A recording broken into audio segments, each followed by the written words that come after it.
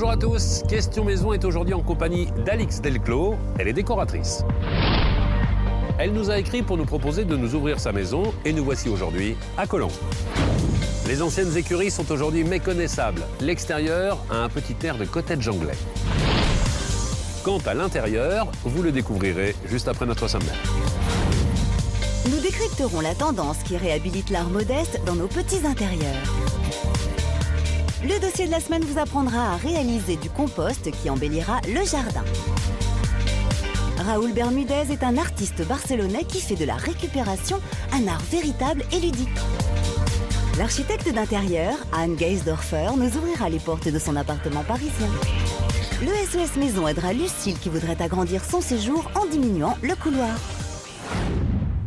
Bonjour Alix. Bonjour Stéphane. Je suis ravi de vous rencontrer.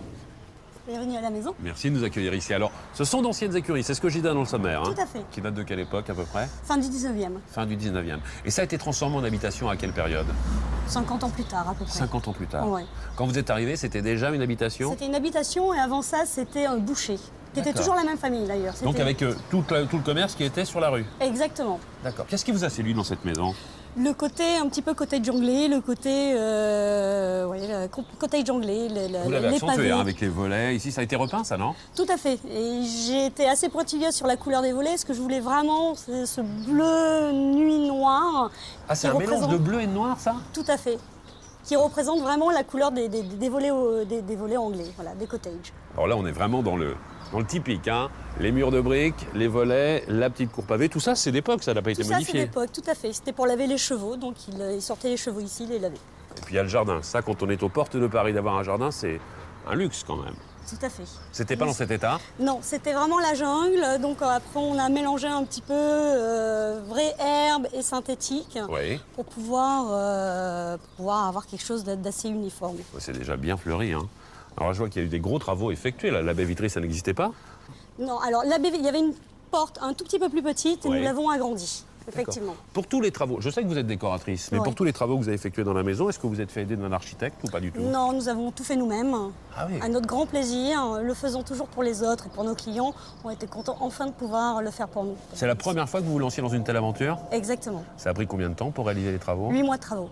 8 mois de travaux. Ouais. C'est pas rien. Non, c'est pas pas rien. Je vous laisse entrer la première, on va découvrir un petit peu à quoi ça ressemble maintenant. Ah là, il y a la touche contemporaine, hein.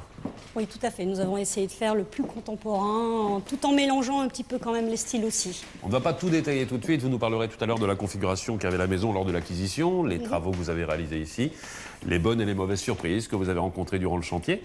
Mais avant cela, on va parler un petit peu d'art modeste. Est-ce que vous avez l'habitude de voyager? Oui, tout à fait. À chaque fois que vous partez en voyage, vous ramenez un petit souvenir, un objet? Ça m'arrive, si je trouve quelque chose, oui. Eh bien, sans le savoir, vous êtes aujourd'hui une adepte de l'art modeste. C'est un art universel, on trouve dans tous les pays des petits objets en terre cuite, en bois ou en fil de fer, qui nous surprennent à chaque fois par leur ingéniosité ou leur naïveté. L'art modeste 7 y a consacré un musée, et nous vous y emmenons tout de suite. Alix, on va maintenant s'intéresser à la maison, à la partie rez-de-chaussée dans un premier temps, pour essayer de comprendre tout ce que vous avez fait ici. Elle n'est pas très large, la maison, elle fait quelle taille? La maison fait 5 mètres de large par 18 mètres de long. Tout en longueur. Tout en longueur. Tout en longueur. On a gardé toute la périphérie en fait, de la maison. On a cassé un maximum pour pouvoir faire le plus de volume possible. Un grand volume où maintenant on découvre la cuisine tout au fond, une différence de niveau pour arriver dans la salle à manger, et encore une autre différence de niveau pour se retrouver aujourd'hui dans le salon. Ça n'a plus rien à voir avec la configuration passée? Ça n'a plus rien à voir. Il y avait 6 pièces avant au rez-de-chaussée ici. 6 pièces. 6 pièces Dans ce même volume? Dans ce même volume, dont une salle de bain ici avec un WC. Nous avons gardé la cheminée tout de même, nous avons fait un coffrage. Au plafond, nous avions du lambris, nous avons récupéré 1 mètre supplémentaire de hauteur sous plafond. Avec le faux plafond existant? Avec le faux plafond, ce qui nous a permis du coup d'encastrer des spots. D'accord. Ça aussi, la baie vitrée, c'était pas celle qui était là à l'origine? Non, la BV, en fait, il y avait une petite porte-fenêtre, nous l'avons agrandie pour pouvoir avoir une vue sur le jardin, ce qui nous permet en fait, partout où on est, d'avoir une vue un petit peu partout et de pouvoir effectivement aussi surveiller notre fils en étant dans la maison. Bien sûr. La cheminée, vous me disiez qu'il y en avait une auparavant ici, c'est ça? Oui. Il y avait une cheminée toute en briques. Nous avons rajouté un coffrage, nous avons gardé juste la cheminée et nous avons un petit peu réactualisé en fait. On va continuer à parler des transformations. L'escalier, c'est pas celui d'origine? L'escalier n'est pas d'origine. Nous avons décidé de faire un escalier en béton. On voulait partir un peu sur quelque chose d'un peu plus brut. On aime bien le mélange des styles, on aime bien mélanger l'ancien avec le contemporain et le design. Donc on peut aussi bien avoir du Stark avec un petit fauteuil Louis XVI ou une petite commode Louis XVI, tout en gardant toujours l'esprit contemporain de manière visuelle générale. D'accord. Les pièces étaient déjà habitées à l'étage. On y accédait de quelle manière à l'étage avant? On y accédait par un escalier qui était ici, Oui. un escalier qui était tout en bois, assez rustique. Donc nous avons fait sauter, nous avons déplacé et Je installé constate là. qu'il n'y a pas de garde-corps ici. Il n'y a pas d'enfant dans la maison? Nous avons un enfant mais qui a très bien appréhendé l'escalier. Oui. C'est mon mari qui a eu un peu plus de mal à l'appréhender, qui est déjà tombé effectivement. Il a eu un souci. Vous envisagez d'en mettre un par la suite? Non, pas forcément. Pas pour le moment puisque Jules s'est habitué, notre enfant s'est habitué. Donc a priori non, c'est avant qu'il aurait fallu le mettre. Oui, oui. Donc pour le moment non. D'accord. Ça, c'est vous qui l'avez créé aussi, en faisant sauter le faux plafond. C'est vous qui avez rapporté de la lumière? Oui, en fait, comme à l'étage nous sommes sous pente, c'était un petit peu moins exploitable à ce niveau-là. Donc nous avons rajouté un puits de lumière dans la maison pour amener encore plus de lumière. Oh, c'est agréable. Hein. Alors, vous le disiez, en matière de décoration, on est sur des tonalités qui tournent autour du gris, du noir, du blanc. Il y a du rouge aussi, des taches de couleur. Et puis, il y a un mélange des genres en ce qui concerne la décoration avec des choses de style et des choses beaucoup plus modernes. Là, on est sur... J'ai le sentiment qu'on est sur une estrade, pratiquement. Alors, c'est pas très loin, effectivement. Nous avons mis des plaques d'agglomérés hydrofugés. Oui. Et nous avons scellé les unes aux autres. Nous avons rajouté un joint aluminium sur toute la longueur de la maison pour pouvoir donner encore plus d'élancé à la maison, en fait. Plus de perspective encore. On a Ouais. le sentiment d'être sur du béton ciré, pratiquement. C'est amusant, le traitement que vous avez fait ici. Hein. Ce qui est du coup moins onéreux que finalement un vrai parquet. Parce que nous arrivions un peu en fin de travaux, nous n'avons plus trop les moyens de faire un beau parquet, nous avons mis ça et finalement nous sommes extrêmement contents et C'est satisfaits de faute ce de qu'on... budget que vous avez fait ça? Tout à fait. Et finalement, la contrainte a apporté une solution tout à fait bénéfique. Exactement. Bien. Le bar est joli. Hein. Comment vous avez obtenu ce résultat? Alors nous avons mis de la feuille d'aluminium que nous avons donc posée comme on pose de la dorure Oui. et qu'après nous avons vitrifié. Maintenant D'accord. le bar est une pièce qui change tout le temps, c'est-à-dire que les couleurs changent, les effets changent, on n'a jamais la même chose. Tous les 2-3 mois je change. En fonction des humeurs, en fonction des saisons. Exactement, tout comme les couleurs d'ailleurs aussi dans la maison. Pour la maison aussi, ça change La aussi maison, ça change régulièrement. Je me lasse énormément effectivement des couleurs puisque je les propose aussi à mes clients. Oui.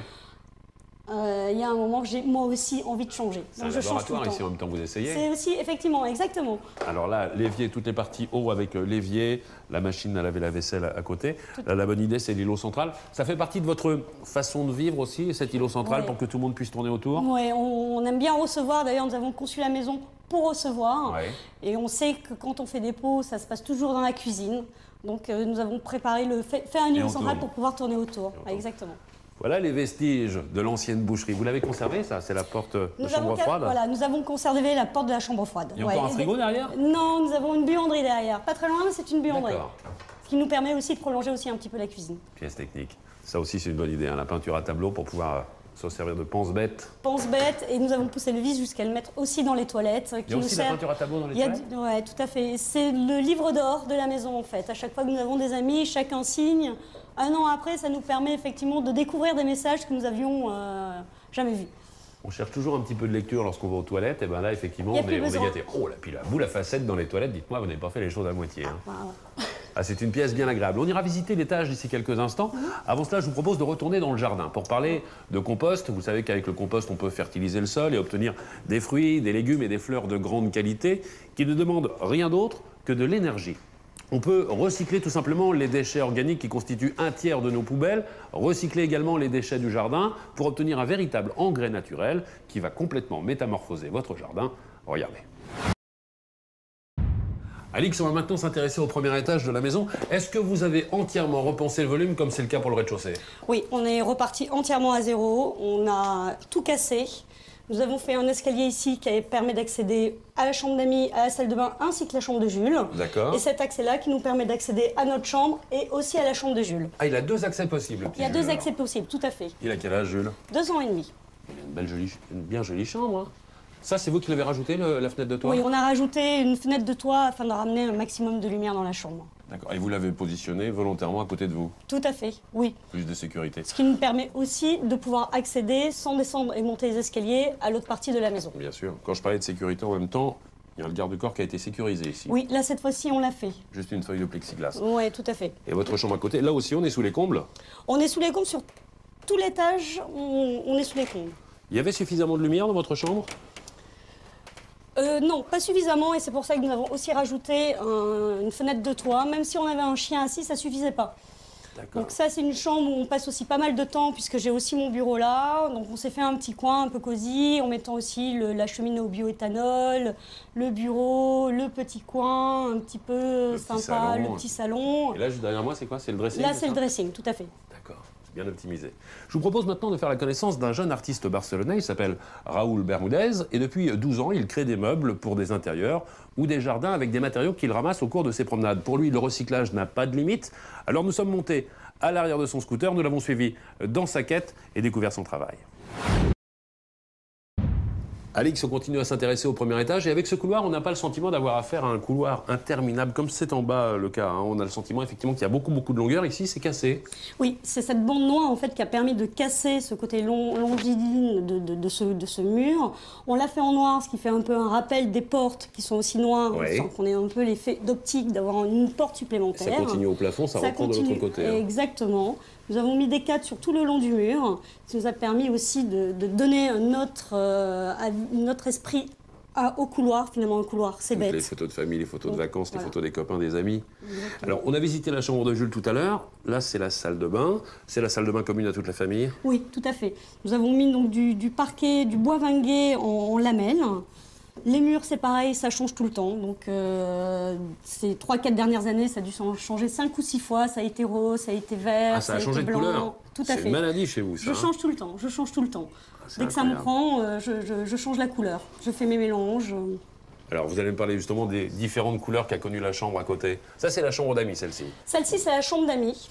Alors, effectivement, la semaine dernière, elle était encore noire et blanche. Ah, ça date de la semaine dernière. Ça date de la semaine dernière. Elle l'a fait juste pour nous. En l'occurrence aussi, pratiquement. bien sûr. Et qu'est-ce qu'elle a connu comme passage en peu de temps? Elle a été orange et marron, elle a été jaune et côté plus campagnard, parce que j'aime bien un peu couper les styles et avoir des thèmes différents en fonction des pièces. Là, on retrouve l'esprit de la maison. On est toujours sur le gris, le noir, le blanc, ce qu'on a découvert en bas. Hein. Comment vous avez obtenu justement cette impression de matière qu'on a avec la tête de lit qui fait office en même temps de ciel de lit et de baldaquin, hein? Alors, j'ai fait une bande noire brillante avec la peinture brillante et par-dessus, j'ai rajouté un pochoir avec du vernis mat. Ce qui a donné cet effet un peu moiré de tissu. Un sentiment de relief, c'est amusant. Hein? Ouais. Bien, écoutez, je vous propose de faire la connaissance maintenant d'Anne Gesdorfer. Vous allez découvrir son appartement. Elle est elle aussi décoratrice d'intérieur. C'est une adepte des espaces ouverts. Et vous allez voir qu'elle a transformé un banal espace de 90 mètres carrés en un logement de 120 mètres carrés. Cet appartement, c'est un modèle du style de cette hyper douée du traitement des perspectives et de l'harmonie des couleurs. Visite privilégiée. Alix, vous avez un point commun avec Anne Gesdorfer, c'est que si ça ne tenait qu'à elle, elle changerait elle aussi la décoration de sa maison tous les 6 mois. Tout le temps, exactement. Si mon mari n'était pas là pour me freiner, ça changerait tout le temps. Vous partagez ça en commun. Ouais. Qu'est-ce qui vous a plu dans son univers? La partie des chambres pour enfants et les petits côtés secrets, la petite porte secrète, ça j'avais beaucoup aimé. Le domaine des princesses. Exactement. Le domaine des princesses. On continue à visiter maintenant votre univers à vous. Alors, cette partie de la maison, c'est quoi exactement? Alors, cette partie, c'est la partie au vent. Donc, c'est pour notre fils pour qu'il puisse jouer dehors. Quand il pleut un petit peu. Quand il pleut un petit peu, nous aussi, si on veut faire un petit apéro avec les amis, qu'on puisse aussi se protéger et s'il ne fait pas trop froid. Voilà. On profite de la douceur de la météo et malgré tout, on est abrité des intempéries. Ça, c'est aménagé ou pas du tout? Non, c'est pas du tout aménagé. C'est on pense peut-être faire les travaux, mais pas pour le moment. Pour le moment, il n'y a rien. Qu'est-ce que vous voulez faire par la suite? Un petit studio indépendant? Un petit studio indépendant avec des chambres à l'étage pour notre fils quand il sera peut-être un peu plus grand. Enfin, un petit peu de temps devant vous, là. On a le temps, tout à fait. Au moins 16 ans devant vous. Exactement. Jusqu'à sa majorité. Ouais. On va continuer à parler aménagement des pièces de la maison maintenant avec une rubrique que vous connaissez bien, c'est le SOS Maison. Et le dossier que nous avons retenu cette semaine est celui de Lucille. Lucille qui habite un 2 pièces où le couloir et l'entrée ont des dimensions disproportionnées. Comment l'annexer au séjour? C'est la question et le problème qu'elle a posé à SOS Maison. Voici maintenant la solution. Vous avez vu tout à l'heure notre reportage sur l'Art Modeste. Vous souhaitez en connaître davantage? Eh bien, je vous propose cet ouvrage, l'Art Modeste. Il est signé Hervé Di Rosa. Il est celui qui a révélé ce concept. Il y a environ 600 exemples d'art modeste un peu partout à travers le monde. C'est à découvrir aux éditions Webec. Et je vous laisse le feuilleter.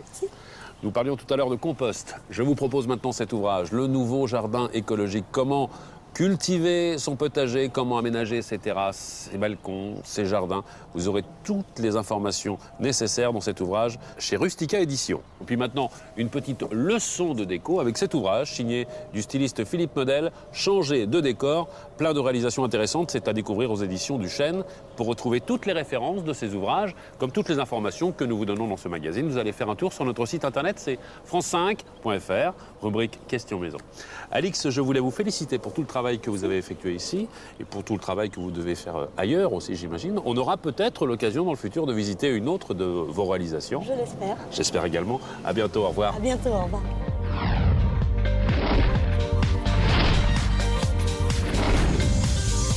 La semaine prochaine, nous capitonnerons tout dans la maison. Les meubles, les canapés et même les murs. Nous visiterons une maison de famille dans les Flandres que Franz Potisek vient de décorer. Et le SOS Maison aidera Marianne à aménager des combles qui n'attendaient que ça.